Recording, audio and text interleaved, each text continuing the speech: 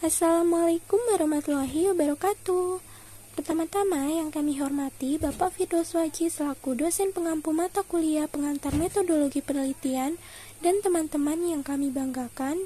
Pada kesempatan kali ini izinkan kami dari kelompok 3 yang beranggotakan Lailatul Fitriah, Akdamil Haikal, Kala Dirangga, dan Shinta Hairunisya untuk mempresentasikan materi tentang strategi penulisan proposal penelitian dan etik dalam penelitian. Yang pertama yaitu menulis proposal. Seperti yang telah kita ketahui bahwa proposal merupakan usulan tertulis untuk melaksanakan suatu kegiatan yang ditunjukkan kepada pihak tertentu. Sehingga dalam menulis proposal diperlukan argumentasi dalam penelitian. Argumentasi adalah salah satu jenis pengembangan paragraf dalam penulisan penelitian yang ditulis dengan tujuan untuk meyakinkan atau membujuk pembaca. Dalam penulisan argumentasi, isi dapat berupa penjelasan, pembuktian, alasan, maupun ulasan objektif di mana disertakan contoh, analogi, dan sebab akibat. Paragraf argumentasi adalah jenis paragraf yang mengungkapkan ide, gagasan, atau pendapat penulis untuk membuktikan kebenaran tentang sesuatu yang disertai dengan bukti dan fakta. Paragraf argumentasi disebut juga dengan persuasi. Paragraf ini lebih bersifat membujuk atau meyakinkan pembaca terhadap suatu hal atau objek. Biasanya paragraf ini menggunakan perkembangan analisis. Kemudian, format proposal penelitian kualitatif. Yang pertama yaitu konteks penelitian atau latar belakang. Bagian ini memuat uraian tentang latar belakang penelitian, untuk maksud apa penelitian dilakukan, dan apa atau siapa yang mengarahkan penelitian. Yang kedua, fokus penelitian atau rumusan masalah. Fokus penelitian memuat rincian pernyataan tentang cakupan atau topik-topik pokok yang akan diungkap atau digali dalam penelitian. Apabila digunakan istilah rumusan masalah, fokus penelitian berisi pertanyaan-pertanyaan yang akan dijawab dalam penelitian dan alasan diajukannya pertanyaan.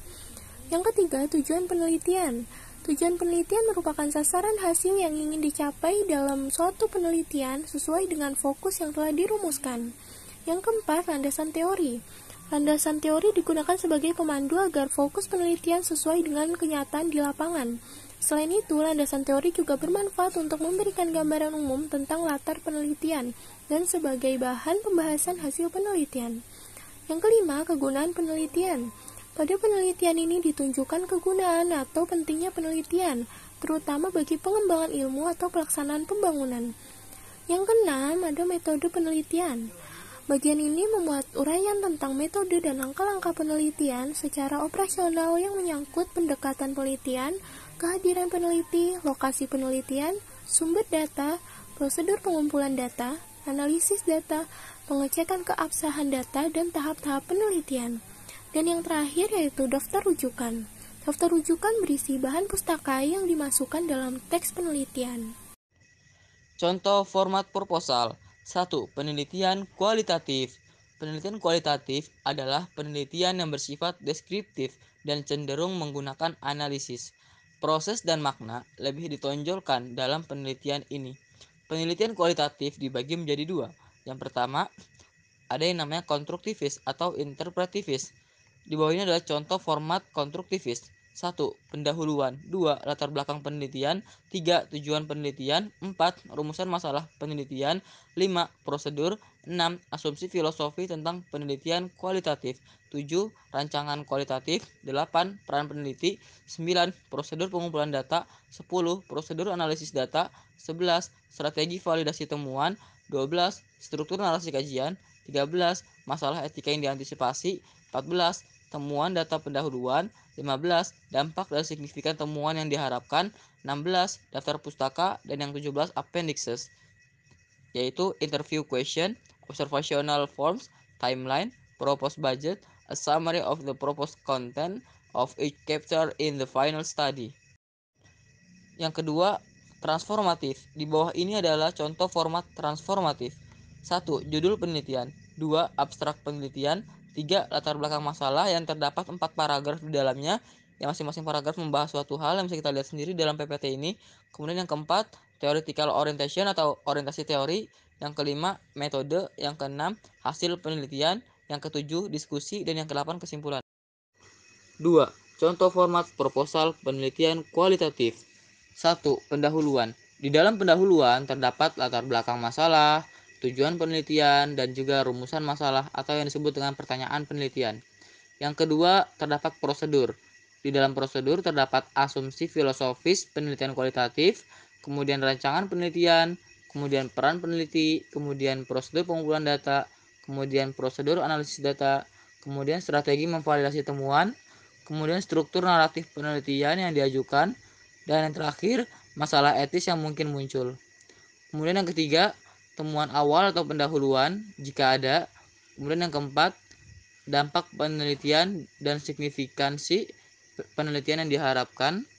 Kemudian daftar pustaka dan yang terakhir lampiran yang isinya pertanyaan wawancara, bentuk-bentuk observasi, jadwal anggaran yang diajukan, ringkasan isi tiap-tiap bab dalam penelitian akhir. Yang ketiga, ada metode campuran di dalam penelitian. Di bawah ini adalah contoh format proposal penelitian dengan metode campuran.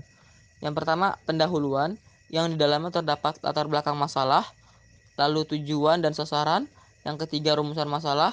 Yang keempat, landasan filosofis. Yang kelima, tinjauan pustaka. Lalu yang kedua, ada metode. Di dalam metode ini terdapat definisi penelitian, kemudian jenis rancangan, kemudian tantangan menggunakan rancangan ini dan bagaimana menghadapi rancangan tersebut, kemudian contoh penerapan rancangan tersebut, kemudian pengumpulan data kuantitatif, kemudian analisis data kualitatif, kemudian prosedur analisis data metode campuran, dan yang terakhir pendekatan dalam memvalidasi data kualitatif dan kuantitatif. Lalu setelah itu, yang ketiga ada sumber dan keterampilan peneliti dalam melaksanakan penelitian metode campuran. Yang keempat, masalah etis yang mungkin muncul. Yang kelima, referensi. Dan yang terakhir, terdapat lampiran. Desain bagian proposal penelitian. Desain dari penelitian adalah semua proses yang diperlukan dalam perencanaan dan pelaksanaan penelitian. Dalam pengertian yang lebih sempit, desain penelitian hanya mengenal pengumpulan dan analisis data saja. Desain pelaksanaan penelitian meliputi proses membuat percobaan ataupun pengamatan, serta memilih prosedur dan teknik sampling, alat-alat untuk mengumpulkan data, kemudian membuat coding, editing, dan memproses data yang dikumpulkan dalam pelaksanaan penelitian, termasuk juga proses analisa data serta membuat pelaporan. Suchman menyatakan bahwa desain dalam pelaksanaan penelitian dibagi atas desain sampel, desain alat atau instrumen, dan desain analisis. Ide menulis. Menurut Caswell, dalam proses penulis gagasan ada 4 strategi yang perlu dipertimbangkan. Antara lain, yang pertama menulis seperti berpikir. Pada awal proses penelitian, lebih mengutamakan menulis gagasan-gagasan daripada membicarakannya. Lebih baik mengerjakan beberapa draft proposal daripada memulai draft pertama. 2. Kebiasaan atau kedisiplinan menulis. 3. Keterbacaan atau mutu naskah. Gunakan istilah yang konsisten dalam seluruh proposal. Uraian gagasan proposal sesuai dengan pemahaman pembaca. 4. Kalimat aktif, kata kerja aktif, dan mengurai kata-kata yang berlebihan. Etik dalam penelitian. Menurut Caswell, ada beberapa masalah etis yang perlu diperhatikan dalam menyusun proposal selama penelitian berlangsung, yaitu 1. Sebelum penelitian. Kode etik, persetujuan pihak universitas, mendapatkan izin penelitian dari pihak terkait, pemilihan lokasi yang tidak dipengaruhi oleh kepentingan pribadi, dan menegosiasi hak kepenulisan untuk publikasi. Yang kedua, permulaan penelitian. Identifikasi permasalahan, tujuan dari penelitian, tidak terdapat pemaksaan terhadap partisipan atau responden dalam mencari informasi terkait penelitian, dan yang terakhir, menghargai norma penduduk lokal. 3. Pengumpulan data. Hindari keberpihakan pada partisipan. Hindari penulisan hanya mengungkapkan hal-hal positif. Hormati juga privasi partisipan atau responden. Yang keempat, laporan, sharing, dan penyimpanan data. Menghindari pemalsuan data, plagiat, informasi yang dapat membahayakan partisipan, bahasa yang sopan dan jelas, menyimpan data mentah dan materi lain, tidak menduplikasi atau melakukan publikasi sedikit demi sedikit, dan memberikan bukti lengkap. Demikianlah presentasi dari kami. Mohon maaf bila masih banyak kekurangan. Semoga bermanfaat. Wabillahi taufiq wal hidayah. Wassalamualaikum warahmatullahi wabarakatuh.